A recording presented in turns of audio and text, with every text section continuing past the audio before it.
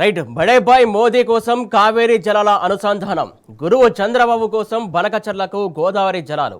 ఈ రెండు ప్రయోజనాలు నెరవేర్చేందుకు అడ్డుగా ఉన్నదే కాళేశ్వరం ప్రాజెక్టు. అందుకే తెలంగాణ బతుకు చిత్రం మార్చినటువంటి కాళేశ్వరం ప్రాజెక్టుపై రేవంత్ సర్కారు సిబిఐ విచారణకు ఆదేశించింది. పక్కా ప్లాన్ ప్రకారం సాగుతున్న కుట్రల పరంపర ఇప్పుడు సిబిఐ స్థాయికి చేరింది. కాంగ్రెస్ బీజేపీ కుమ్మక్కు కుతంత్రాల నడుమ తెలంగాణ జీవధార కాళేశ్వరం ప్రమాదంలో పడుతుంది.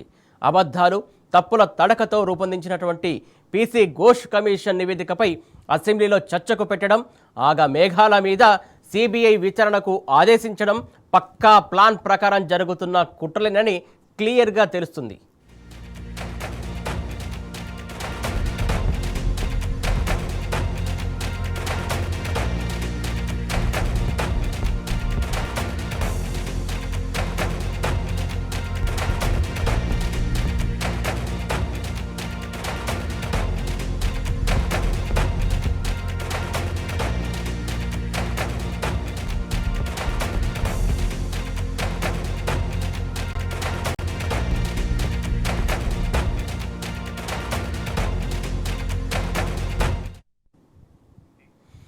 కాళేశ్వరంపై జాతీయ పార్టీలు కట్టగలిసే కుట్రలు చేస్తున్నాయి. రేవంత్ సర్కారు సిబిఐ విచారణకు ఆదేశించడమే అందుకు నిదర్శనం. అసలు కేంద్ర ప్రభుత్వ దర్యాప్తు సంస్థలు బీజేపీ జేబు సంస్థలుగా మారాయని పలు సందర్భాల్లో రాహుల్ గాంధీ ఆరోపించారు. సీఎం రేవంత్ రెడ్డి సైతం కేంద్ర ప్రభుత్వ దర్యాప్తు సంస్థల తీరును విమర్శించారు.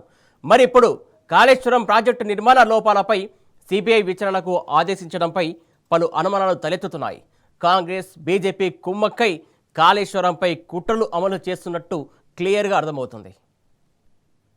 सीबीआई और ईडी जैसी चीज नहीं है, वो बीजेपी का औजार है, वो बीजेपी के कंट्रोल में है.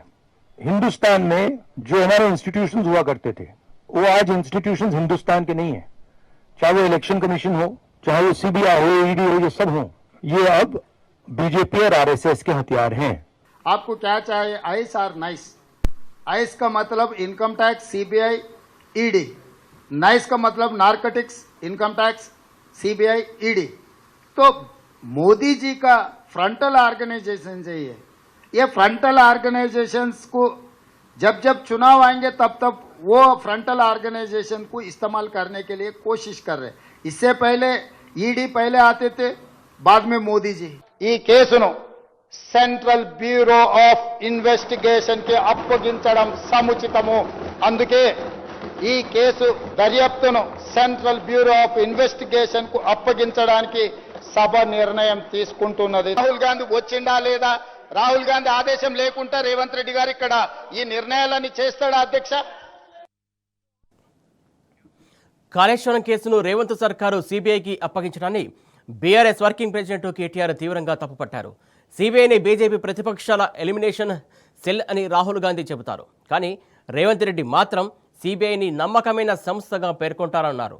తెలంగాణలో రాహుల్ గాంధీ కరెన్సీ మేనేజర్ అయినటువంటి రేవంత్ రెడ్డి కాళేశ్వరం కేసును సిబిఐకి అప్పగించారని, మరి రాహుల్ గాంధీకి తన ముఖ్యమంత్రి ఏం చేస్తున్నారో తెలుసా అని ప్రశ్నించారు. మీరు మాపై కుట్ర పన్నినా మేం చట్టపరంగా రాజకీయంగా పోరాడుతామని కేటీఆర్ తేల్చి చెప్పారు. తమకు న్యాయ వ్యవస్థతో పాటు ప్రజలపై నమ్మకం ఉందని కేటీఆర్ స్పష్టం చేశారు.